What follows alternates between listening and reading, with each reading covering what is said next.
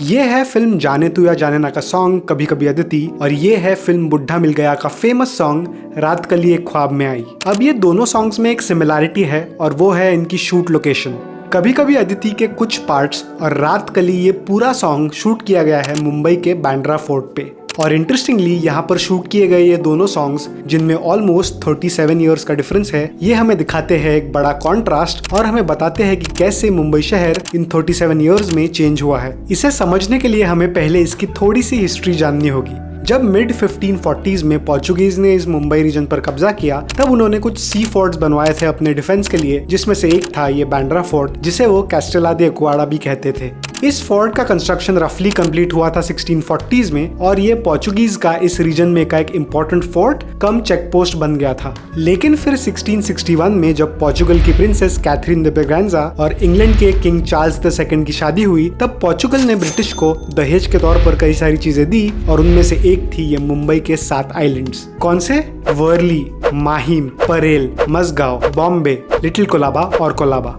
अब इंटरेस्टिंगली ये बांद्रा फोर्ट जिस आइलैंड पर था, जिसे सैलसेट आइलैंड भी कहते थे, वो उस वक्त ब्रिटिश के पास नहीं बल्कि पोर्चुगीज के पास ही था, जिसके वजह से ये बांद्रा फोर्ट का इंपॉर्टेंस पोर्चुगीज के लिए और भी ज्यादा बढ़ गया ताकि वो ब्रिटिश पर नजर रख पाए। एनीवे, फिर आगे जाकर ये सैलसेट आइलैंड और ये बांद्रा फोर्ट कुछ समय के लिए मराठास के अंडर था, जिसके बाद ब्रिटिश ने ही इस पूरे रीजन पर कब्जा कर लिया, जो हम सबको पता है। अब उस समय पर इस फोर्ट से आप अरेबियन सी, माहिम बे, माहिम आइलैंड और कुछ हद तक वर्ली आइलैंड पर भी नजर रख सकते थे। और इवन दो इस फोर्ट का आज थोड़ा सा ही हिस्सा बचा है, लेकिन आप आज भी यहाँ से ये सेम व्यू देख सकते हो। एनीवे, तो वापस आते हैं इन गानों पे। तो अगर आप रात कली ये सॉन्ग में ये व्यू ऑब्जर्व करोगे तो आपको पीछे क्लियरली माहिम बे तो दिखता ही है, लेकिन आपको एक और इंटरेस्टिंग चीज दिखती है, वो है वर्ली, माहिम और उनके आसपास के एरियाज की मिल्स और उनकी चिमनीज।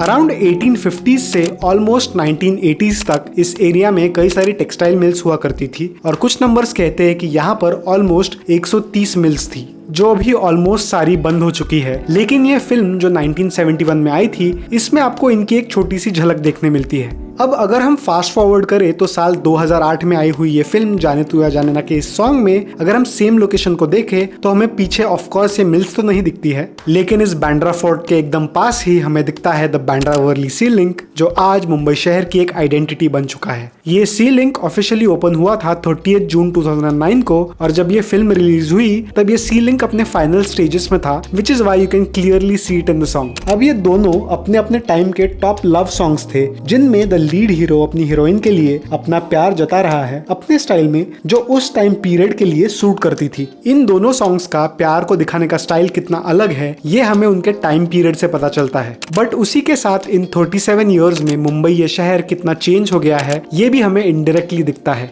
लेकिन इन दोनों में एक चीज जो कांस्टेंट रहती है, वो है ये बांद्रा फोर्ट, जो आज भी खड़ा है। भले ही आज उसके कुछ ही अवशेष बचे हो, लेकिन वो वहीं खड़ा है। इस फोर्ट ने बॉलीवुड में लव कैसे दिखाया जाता है और वो ओवर द इयर्स कैसे चेंज हुआ है, ये तो देखा ही है, लेकिन इसके साथ ही इसने मुंबई शहर को भी चेंज होते हुए देखा है।